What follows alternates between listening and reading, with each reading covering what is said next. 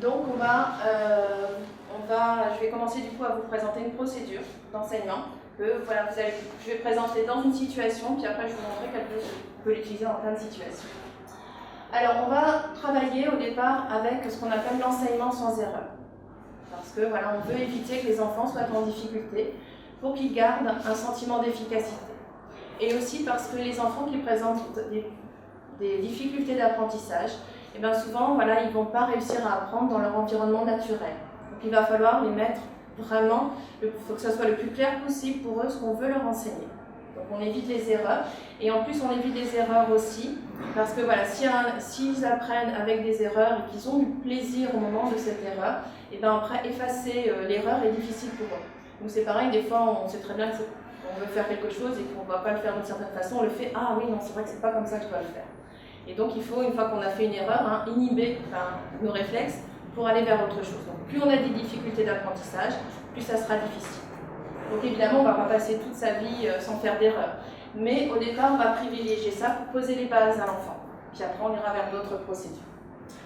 Voilà, donc on va faire en sorte de garantir que l'élève porte son attention sur les éléments pertinents, sur ce qu'on veut lui enseigner. Donc là, par exemple, moi j'ai enlevé mes montres.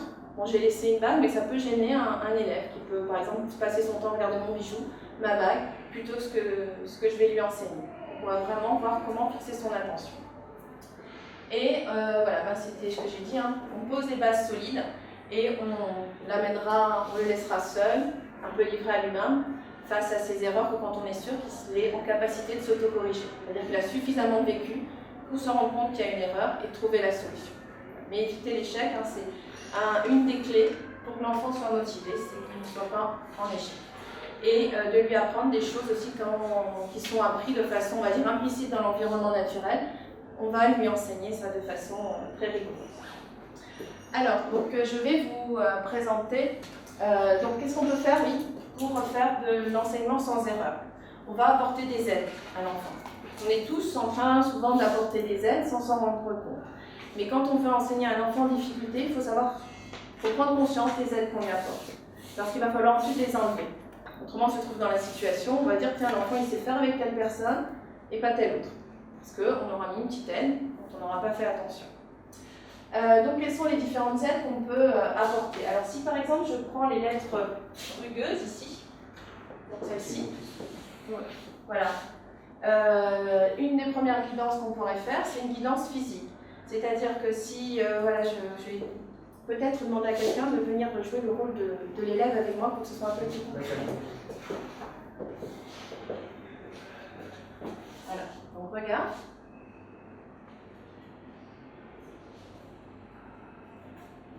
Oh!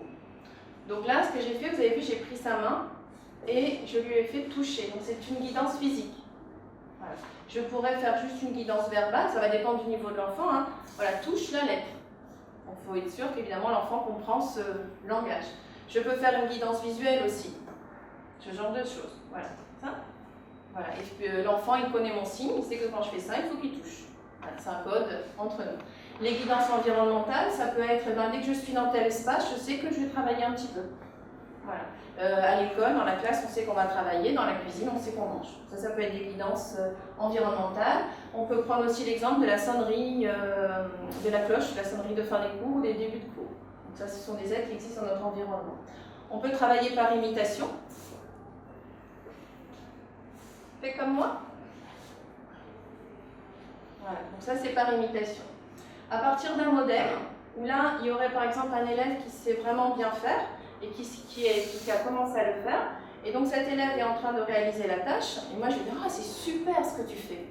Du coup l'autre élève, il va avoir envie. Et pourquoi il aura envie? Parce qu'il va aussi me voir que j'ai félicité cet autre élève. Ça c'est super important. Les élèves, enfin les enfants en maternelle, voilà, s'ils voient l'enseignante, elle va dire c'est bien un élève, qu'est-ce qu'il a fait? Donc du coup ça s'appelle travailler à partir d'un modèle.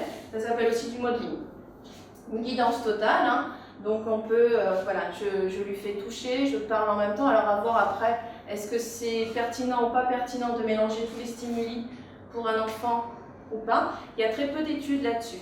Donc pour l'instant, c'est un peu, on travaille par essai-erreur pour voir qu'est-ce qui est plus facile pour un enfant, mais c'est à réfléchir. Voilà. Est-ce que je parle en même temps que je lui fais toucher et en même temps qu'il voit? ou est-ce que je séquence les informations que je lui transmets.